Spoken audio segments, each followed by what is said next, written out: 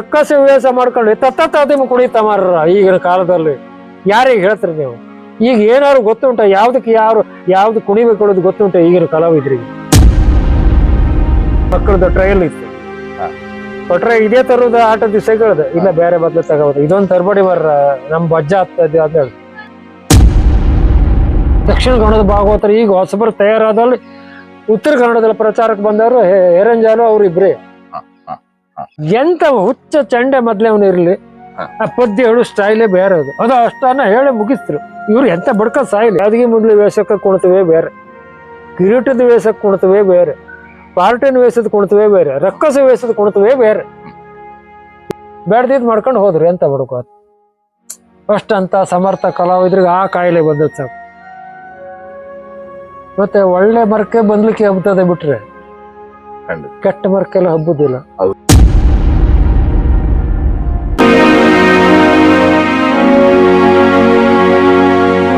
ಪ್ರಿಯ ವೀಕ್ಷಕರೇ, ಕಾರ್ಯಕ್ರಮವನ್ನು ನೋಡಿ ಹಾಗೆ ಸುಮ್ಮನಾಗಬೇಡಿ. ನಮ್ಮ ಕಲಾಜೀವಿ ಯೂಟ್ಯೂಬ್ ಚಾನೆಲ್ ಅನ್ನ ಸಬ್ಸ್ಕ್ರೈಬ್ ಮಾಡಿ, ಶೇರ್ ಮಾಡಿ, ನಮ್ಮನ್ನ ಪ್ರೋತ್ಸಾಹಿಸಿ.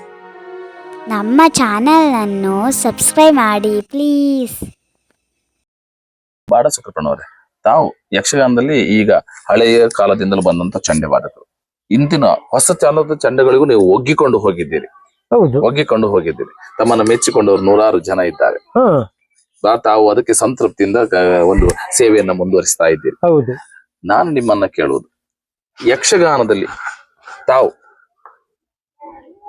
ಇನ್ನು ಯಾವ ರೀತಿಯಂತ ಹೊಸ ಆವಿಷ್ಕಾರಗಳನ್ನೇನಾದ್ರೂ ಮಾಡ್ಬೇಕು ಅಂತ ಇದೆಯಾ? ಇಲ್ಲಪ್ಪ, ಮತ್ತೆಂತದ್ ಮಾಡೋದು ಮರ್ರ. ಈಗ ಯಾವ ಆವಿಷ್ಕಾರ ಮಾಡಿದ್ರು ಯಾರು ಒಪ್ಕೊಳ್ಳೋದು ಇಲ್ಲ, ತಯಾರು ಆಗೋದಿಲ್ಲ. ಈಗ ಒಂದು ಟ್ರೈಲಿಗೆ ಬರ್ತೆ ಅಂತ ಕೇಳಿದ್ರೆ ನಮ್ಗೆ ಎಷ್ಟು ಕೊಡ್ತೇವೆ ಕೇಳೋರು ಇದ್ರಿ. ಈಗ ತಾವೇನಾದ್ರೂ ಚಂಡೆ ಮದ್ದಲೆಗಳನ್ನ ಮಾಡಿಕೊಡಿ ಅಂತ ಹೇಳಿದ್ರೆ ಮಾಡಿಕೊಡ್ತೀರಾ? ಹೌದು, ಮಾಡ್ಕೊಟ್ಟಿದ್ ನಾನು. ಕೊಡ್ತೀರಾ? ಆ ಕಾಯಕವನ್ನ ಕೂಡ ಈಗ ಅದಿದೆ. ತಾವು ಅದನ್ನ ಮಾಡಿ ಕೊಡ್ತಾ ಇದ್ದೀರಿ? ಬಾಳ ಮಾಡ್ಕೊಟ್ಟಿದ್ದೆ. 2-3 ವರ್ಷದಿಂದ ಎಲ್ಲ 2-3 ಜನಕ್ಕೆ ಚಂಡೆ ಎಲ್ಲ ಮಾಡ್ಕೊಟ್ಟಿದ್ದೆ. ಹೌದಾ? ಈಗ ಹೊಸದಾಗಿ ಚಂಡೆ ಮದ್ದಲೆಯಲ್ಲಿ ಸಿಂಥೆಟಿಕ್ಸ್ ಅಂತ ಫೈಬರ್ ಅಂತ ಬಂದಿದೆ. ಅದ್ರ ಬಗ್ಗೆ ನಿಮ್ಗೆ ಏನಾದ್ರು ಹೊಸತನ ಬಗ್ಗೆ ಅನುಭವ ಇದೆಯಾ?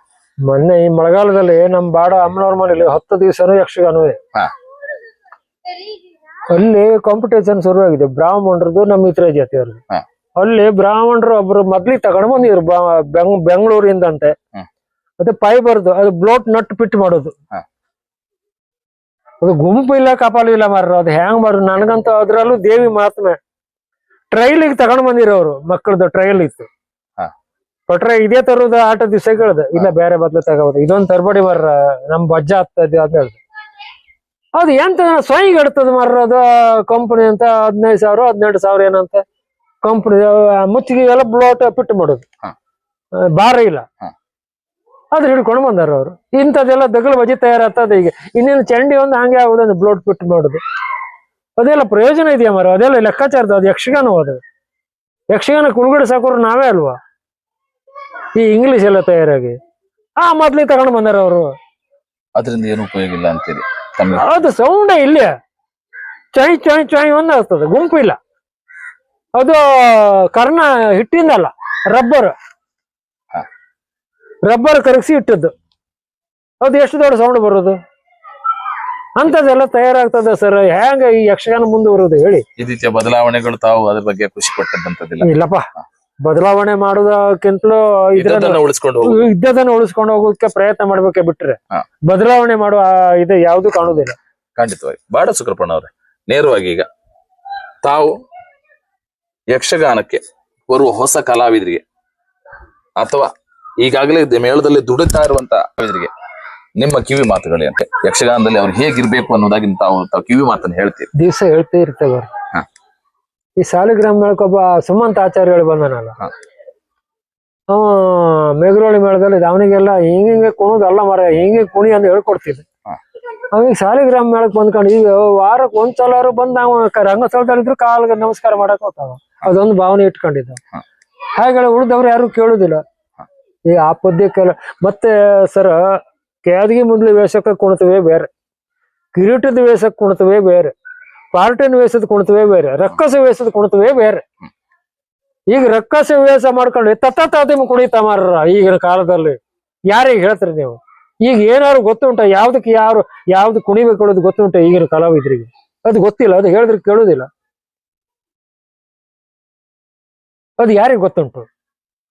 ಕ್ಯಾದಗಿ ಮುಂದ್ಲಿ ವೇಷಕ್ಕೆ ಕುಣಿತವೇ ಬೇರೆ, ಕಿರೀಟದ ವೇಷದ ಕುಣಿತವೇ ಬೇರೆ, ಪಾರ್ಟನ್ ವೇಷದ ಕುಣಿತವೇ ಬೇರೆ, ರಕ್ಕಸ ವೇಷದ ಕುಣಿತವೇ ಬೇರೆ.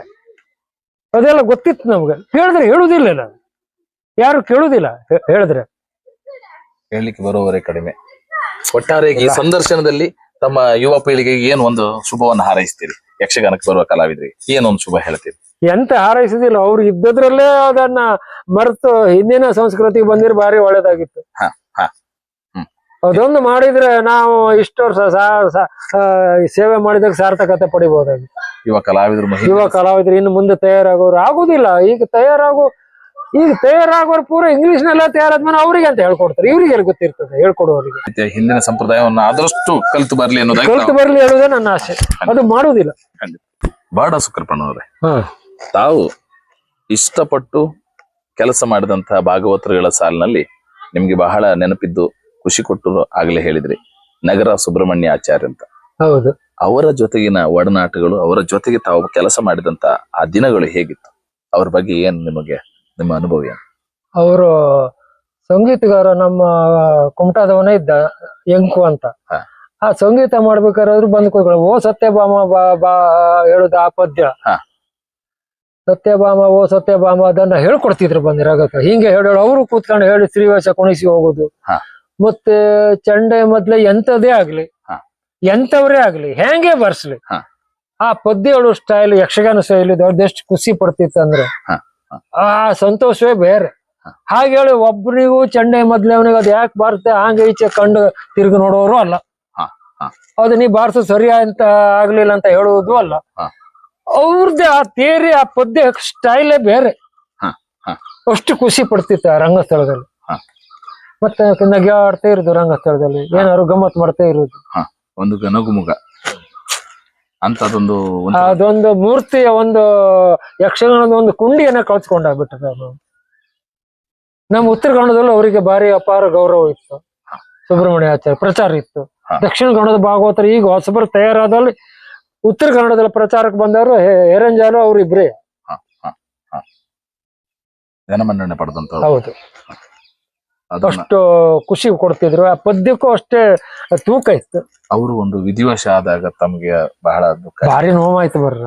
ಅದು ಯಾವಾಗ 1 ತಿಂಗಳ ಮೇಲೆ ನಮಗ್ ಗೊತ್ತಾದದ್ದು.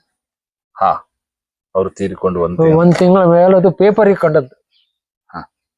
ನನಗೆ ಹಾಗೆ ನಮ್ಮ ಕಡೆ ಯಾರಿಗೂ ಗೊತ್ತಿಲ್ಲ, ನಂಗೊಬ್ಬಗ್ ಬಿಟ್ರೆ ಮತ್ತೆ ಯಾರಿಗೂ ಗೊತ್ತಿಲ್ಲ. ಅಲ್ಲ, ನಮ್ ಕಡೆ ಈ ಕಡೆ ಇದ್ದ ಮಂದರ್ತಿ ಮೇಳದಲ್ಲಿ ಇದ್ದ ಕಲಾವಿದರಿಗೆಲ್ಲ ಗೊತ್ತುಂಟು ಬಿಡಿ. ಆದ್ರೆ ನಮ್ ಕುಂಟ ತಾಲೂಕು ನಂಗೊಬ್ಬಗೆ ಗೊತ್ತಿದ್ದು. ನಾ ಭಾರಿ ಬೇಜಾರು ಮಾಡ್ಕೊಂಡು ಎಂತ ಮಾಡೋದು, ಬೇಡ್ದಿದ್ ಮಾಡ್ಕೊಂಡು ಹೋದ್ರು, ಎಂತ ಮಾಡ್ಕೋ. ಅಷ್ಟಂತ ಸಮರ್ಥ ಕಲಾವಿದ್ರಿಗೆ ಆ ಕಾಯಿಲೆ ಬಂದದ್ ಸಾಕು.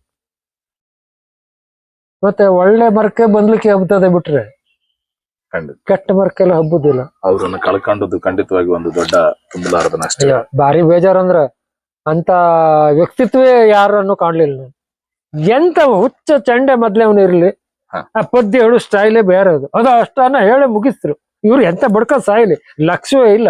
ಆ ತಾಳದ ಗೊತ್ತೇ ಹಂಗಿತ್ತು. ಅವ್ರು ಅಷ್ಟು ಖುಷಿ ಪಡ್ತಿತ್ತು. ತಮ್ಗೆ ಅವರ ಪದ್ಯವನ್ನು ನುಡಿಸೋದ್ರೆ ಬಹಳ ಖುಷಿ. ಪ್ರತಿಯೊಂದು ಪದ್ಯವು ಸಂತೋಷದಿಂದ ಸಂತೋಷ, ಅಷ್ಟು ಖುಷಿ ಪಡ್ತಿತ್ತು. ಶುಕ್ರಪ್ಪನವರೇ, ತಮ್ಮ 61 ವರ್ಷದ ಯಕ್ಷ ಪಯಣವನ್ನ ನಮ್ಮ ಮುಂದೆ ಎಲ್ಲವನ್ನ ತಮ್ಮ ಮನಸ್ಸಿನ ಅನುಭವಗಳನ್ನ ಹಂಚಿಕೊಂಡಿದ್ರಿ. ನಮ್ಮ ಕಲಾಜೀವಿ ಯೂಟ್ಯೂಬ್ ಚಾನಲ್ ಸಾದರಪಡಿಸುವ ಈ ಒಡ್ಡೋಲಗ ಕಾರ್ಯಕ್ರಮಕ್ಕೆ ಬಂದಿದ್ದೀರಿ. ನಮ್ಮ ಈ ಕಾರ್ಯಕ್ರಮದ ಕುರಿತು, ನಮ್ಮ ಸಂಸ್ಥೆಯ ಈ ಒಡ್ಡೋಲಗ ಕಾರ್ಯಕ್ರಮದ ಕುರಿತು ತಮ್ಮ ಮನಸ್ಸಿನ ಒಂದು ಮಾತುಗಳನ್ನ. ನನಗೆ ಖುಷಿ ಪಟ್ಟದ್ದಂದ್ರ, ಇಂಥದ್ದನ್ನು ನೀವು ಮಾಡ್ತಾ ಇದ್ದಿದ್ರಲ್ಲ, ಯಾರು ಮಾಡ್ತಾರ ಮಾರ್ರ ಇದ್ದಲ್ಲ ಈ ಕಾರ್ಯಕ್ರಮ ಎಲ್ಲ. ಈಗ ಒಬ್ಬ ಕಲಾವಿದನ ಕಂಡ್ರೆ ಒಬ್ರಿಗೆ ಆಗುದಿಲ್ಲ. ಇಂಥ ಕಾರ್ಯಕ್ರಮವನ್ನು ನೀವು ಮಾಡ್ತಾ ಇದ್ದೀರ ಹೇಳಿದ್ರೆ ನಂಗೆ ಖುಷಿ ಪಡೋದಂದ್ರ, ನಾನು ದೇವಲೋಕದಲ್ಲಿ ಇದ್ದಂಗೆ. ಇಷ್ಟು ಒಳ್ಳೆ ಕೆಲಸ ಮಾಡಿದ್ದಕ್ಕೆ ನಿಮ್ಗೆ ಚಿರಋಣಿ. ಇಂಥದನ್ನು ಮುಂದೆ ಒಬ್ಬ ಕಲಾವಿದನನ್ನು ಗುರುತಿಸುವ ಪ್ರಯತ್ನ ಮಾಡ್ತಾ ಇದ್ದೀರ ಹೇಳಾದ್ರೆ ಇದಕ್ಕೆ ನಾ ಮತ್ತೆಂತ ಹೇಳುವಂಗಿಲ್ಲ. ನಂಗೆ ಈ ಇಷ್ಟು ವರ್ಷ ತಿರುಗಾಡೋದಕ್ಕಿಂತ ಖುಷಿ ಆಯ್ತು ಈಗ ಖಂಡಿತವಾಗಿ ಇದೊಂದು ದಿವಸದ್ದು. ನಮಸ್ತೆ. ಬಾಡ ಶುಕ್ರಪ್ಪನಾರಾಯಣಪ್ಪ ನಾಯ್ಕರು ಸುದೀರ್ಘ 61ನೇ ವರ್ಷದ ತಿರುಗಾಟ. ತಮ್ಮ 80ರ ಇಳಿ ವಯಸ್ಸಿನಲ್ಲಿ ಕೂಡ ಯಕ್ಷಗಾನದ ಮೇಲೆ ಅಪಾರ ಗೌರವವನ್ನಿಟ್ಟು ಚಂಡೆ ವಾದಕರಾಗಿ ರಂಗದಲ್ಲಿ ಅದೆಷ್ಟೋ ಅಭಿಮಾನಿಗಳನ್ನ ಪಡೆದು ರಂಜಿಸ್ತಾ ಇರುವಂತ ತಾವು ನಮ್ಮಿ ಒಡ್ಡೋಲಗ ಕಾರ್ಯಕ್ರಮಕ್ಕೆ ಅತಿಥಿಗಳಾಗಿ ಆಗಮಿಸಿ ನಿಮ್ಮೆಲ್ಲ ಮನಸ್ಸಿನ ಆ ಭಾವನೆಗಳನ್ನ, ತಮ್ಮ ನೋವುಗಳು, ತಮಗೆ ಕೊಟ್ಟಂತ ಖುಷಿಗಳನ್ನು ಎಲ್ಲವನ್ನು ಹಂಚಿಕೊಂಡಿದ್ದೀರಿ. ತಮ್ಮ ಕಾರ್ಯಭಾರದ ಒತ್ತಡ ಇದೆ, ಮೇಳಕ್ಕೆ ಹೋಗ್ಲಿಕ್ಕಿದೆ, ಆದ್ರೂ ಕೂಡ ನಮ್ಮೊಂದಿಗೆ ಬಂದು ತಮ್ಮ ಸಮಯವನ್ನು ಕಳೆದಿದ್ರಿ. ತಮಗೆ ಆ ಮೇಳದ ಮಹಾಗಣಪತಿ ಕಲಾಮಾತೆಯಾದ ದುರ್ಗಾ ಪರಮೇಶ್ವರಿ ಅವರು ಇನ್ನೂ ಆರೋಗ್ಯ ಆಯುಷ್ಯವನ್ನ ಕರುಣಿಸಬೇಕು, ಸುಖ ಶಾಂತಿ ನೆಮ್ಮದಿಯನ್ನ ಕರುಣಿಸಬೇಕೆನ್ನುವುದು ಶ್ರೀದೇವರನ್ನು ಬೇಡಿಕೊಳ್ಳುತ್ತೇವೆ. ಹಾಗೆ ನಿಮ್ಮಂತ ಹಿರಿಯ ಕಲಾವಿದರು ತಮ್ಮ ಸಂದರ್ಶನದಲ್ಲಿ ಬಹಳಷ್ಟು ಕಿರಿಯ ಕಲಾವಿದರಿಗೆ ತಮ್ಮ ನೋವನ್ನ ಅಥವಾ ಸೂಚನೆಗಳನ್ನ ಕೊಟ್ಟಿದ್ದೀರಿ. ಅವೆಲ್ಲವೂ ಕೂಡ ಕಲಾವಿದರಿಗೆ ತಲುಪಲಿ, ಅವರು ಕೂಡ ಇನ್ನು ರಂಗಸ್ಥಳದಲ್ಲಿ ರಂಜಿಸುವಂತಹ ಮೇರು ಕಲಾವಿದರಾಗಲಿ ಅನ್ನೋದಾಗಿ ಹಾರೈಸಿದ್ರಿ. ನಮ್ಮ ಈ ಕಾರ್ಯಕ್ರಮಕ್ಕೆ ಆಗಮಿಸಿ ತಮ್ಮ ಮನಸ್ಸಿನ ಮಾತುಗಳನ್ನು ನಮ್ಮ ಹಂಚಿಕೊಂಡ ತಮಗೆ ನಮ್ಮ ಸಂಸ್ಥೆ ಪರವಾಗಿ, ತಮ್ಮ ಹಾಗೂ ಸಮಸ್ತ ವೀಕ್ಷಕರ ಪರವಾಗಿ ಮತ್ತು ಶುಕ್ರಪ್ಪಣ್ಣನ ಅಭಿಮಾನಿಗಳ ಪರವಾಗಿ ತುಂಬ ಹೃದಯದ ಕೃತಜ್ಞತೆಗಳನ್ನು ಸಲ್ಲಿಸ್ತಾ ಇದ್ದೇವೆ ಸರ್. ಇದೇ ರೀತಿ ನಮ್ಮಂತ ಕಲಾವಿದರನ್ನು ಗುರುತಿಸುವ ಭಾಗ್ಯ, ಆಯುಷ್ಯ, ಆರೋಗ್ಯ, ಧನ ಸಂಪತ್ತನ್ನ ಆ ಮಹಾಗಣಪತಿ ನಿಮಗೆ ಅನುಗ್ರಹಿಸಲಿ ಅಂತ ನನ್ನ ಕೊನೆಯ ನಮಸ್ಕಾರಗಳು. ನಮಸ್ಕಾರ. ನೋಡಿದ್ರಲ್ಲ ವೀಕ್ಷಕರೇ, ಇವಿಷ್ಟು 80ರ ಏಳಿಯಲ್ಲಾದರೂ ಕೂಡ ಗುರುಗಳ ಮಾತಿಗೆ ಕಟ್ಟು ಬಿದ್ದು ತಮ್ಮ ಬದುಕನ್ನ ಕೊನೆಯ ತನಕವೂ ರಂಗದಲ್ಲೇ ಕಳೆಯಬೇಕೆನ್ನುವುದಾಗಿ ಪಣ ತೊಟ್ಟು ಬಂದಿರುವಂತಹ ಯಕ್ಷಗಾನದ ಚಂಡೆಯ ಸಾಮ್ರಾಟ ಎನಿಸಿಕೊಂಡಂತಹ ಬಡಗು ತಿಟ್ಟಿನ ಅಗ್ರಮಾನ್ಯ ಚಂಡೆಗಾರರಾದಂತಹ ಶ್ರೀ ಶುಕ್ರಪ್ಪ ನಾರಾಯಣಪ್ಪ ನಾಯ್ಕ್ ಇವರನ್ನ ಸಂದರ್ಶನವನ್ನ ಕೇಳಿದಿರಿ. ಯಕ್ಷಗಾನ ಕಲಾವಿದರ ಬದುಕಿನ ಕತೆ, ವ್ಯತೆ, ನೋವು ನಲಿವುಗಳನ್ನ ಅನಾವರಣಗೊಳಿಸುವ ನಮ್ಮ ಕಲಾಜೀವಿ ಯೂಟ್ಯೂಬ್ ಚಾನೆಲ್ ನ ಸಬ್ಸ್ಕ್ರೈಬ್ ಮಾಡಿ, ಶೇರ್ ಮಾಡಿ, ನಿಮ್ಮವರಿಗೆಲ್ಲ ತಲುಪಿಸುವ ಮೂಲಕ ನಮ್ಮ ಪ್ರಯತ್ನಕ್ಕೆ ತಮ್ಮ ಪ್ರೋತ್ಸಾಹವಿರಲಿ. ಮುಂದಿನ ಸಂಚಿಕೆಯಲ್ಲಿ ಇನ್ನೋರ್ವ ಅತಿಥಿಯೊಂದಿಗೆ ತಮ್ಮ ಮುಂದೆ ಬರ್ತೇನೆ. ಅಲ್ಲಿಯವರೆಗೆ ನಮಸ್ಕಾರ. ಯಕ್ಷಗಾನಂ ವಿಶ್ವಗಾನಂ.